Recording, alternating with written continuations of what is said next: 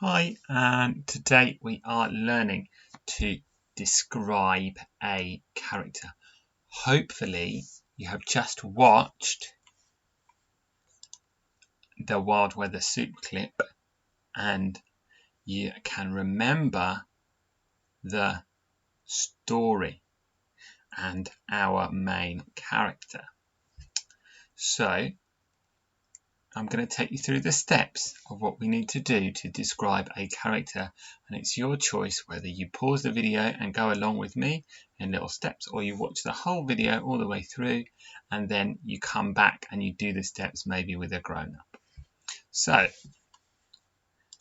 before we start, we're going to think about what we can actually use to describe our character, and we're going to use adjectives or describing words, sometimes they're called, to describe a character. And we can use adjectives to describe what somebody looks like over there in the green, what they look like. Do they have brown hair? Do they wear glasses? A big nose, a small nose, big ears, small ears, and long fingernails, and maybe they're wearing a red jumper or a green jumper.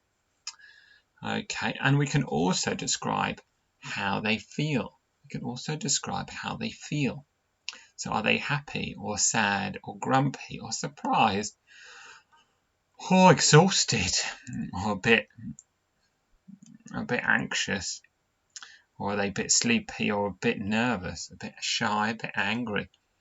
Lots of words there, lots of descriptive adjectives. And then we can also think about how they behave. And are they a kind character? Are they a mean character? Are they a cheerful character or a grumpy character? How they behave. Not necessarily, it's slightly different to how they feel, but it's how they behave. So let's move straight on. So step one is to think of a character. And our character that we're going to be using is our friend Winifred Weathervane from the story of Wild Weather Soup. And there she is. There she is. There's better pictures in the story as well. So if you want to, you can use the whole story and pause the YouTube clip as you go to help you. So the first thing we're going to do is we're going to draw our outline. And our outline is going to look like this. It's going to be like a gingerbread character, okay?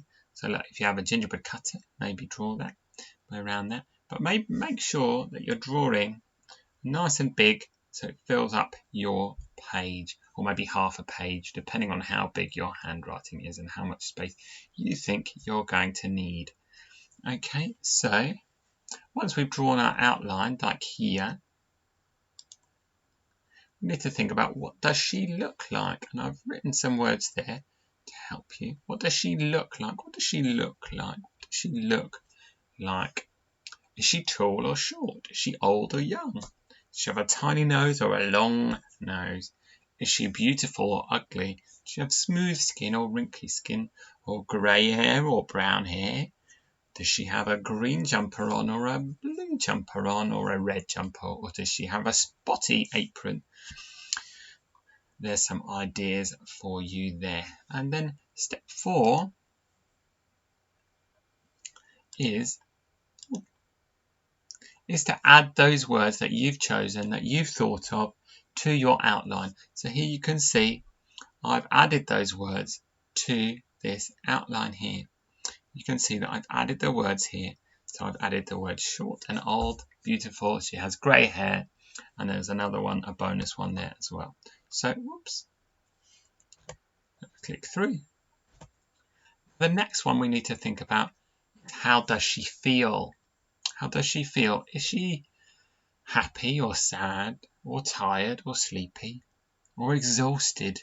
Or is she full of energy? Or is she cheerful? Is she a bit nervous? Is she a bit shy? A bit anxious? Okay, so have a think about that. And then step 6 is to add those words to your outline. So to add those words to your outline. Is she cheerful or happy or sleepy or grumpy? Okay, so have a think about which ones. Not all of the ones that I'm putting into the outline are correct. Okay, just so you don't just copy this at the end. Okay, and then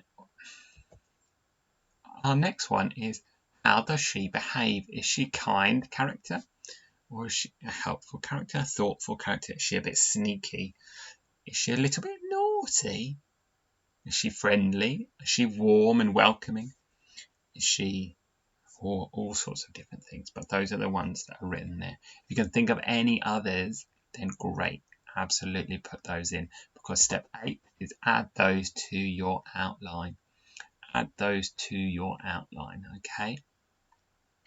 So now your outline should be almost full now. Okay, and so step 9. Oh, it's hidden behind me there. So I'm just going to make myself a bit smaller. I'm fine down the bottom there. Okay, so your challenge is to add another word for each colour. So you could have used different colours for each of the what they look like, what they feel like, and how they behave. You could use different colours for that. I didn't say, but you can. And then I want you to add another word for each colour, maybe one that we haven't used already, that I haven't said. Okay, so, and if you have more than 15 ideas inside already, then you are an absolute superstar. So well done. And I would say the easiest one to think of more for is probably what she looks like. So you can watch the clip again, have a think about what she looks like. That's probably the easiest one. Okay, and then that is pretty much it for today. So once we've done that, that's your English done. Because tomorrow we're going to be putting them into sentences. So hopefully you've got your adjectives ready inside your outline, your character role, and I will speak to you again soon.